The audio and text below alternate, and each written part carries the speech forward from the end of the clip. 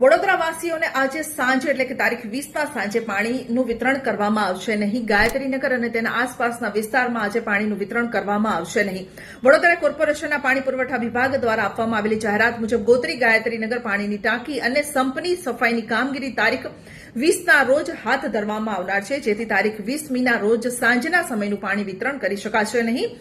તેની ધ્યાન રાખી ગાયત્રીનગર અને તેની આસપાસના વિસ્તારના લોકોએ પાણીનો અગાઉથી સંગ્રહ કરવા માટે અપીલ કરવામાં આવી છે. ગાયત્રીનગર પાણીની ટાંકી અને સંપની સફાઈની કામગીરી મોડી રાત સુધી ચાલશે, જેથી બીજા દિવસે સવારનું પાણી પણ હળવા દબાણ અને વિલંબથી આપવામાં આવશે. આ અંગે જાણવા મળતી માહિતી પ્રમાણે ગાયત્રીનગર પાણીની ટાંકીના વિસ્તારમાં રહેતા 3 લાખથી વધુ લોકોને તારીખ 20ના રોજ એટલે કે આજે સાંજે પાણી મળશે નહીં, જ્યારે તારીખ 21મીના રોજ સવારનું પાણી પણ ઓછા પ્રેશરથી અને વિલંબથી મળશે. ત્યારે 3 દિવસ પાણીનો કકળાટ ઉનાળા દરમિયાન સર્જાશે.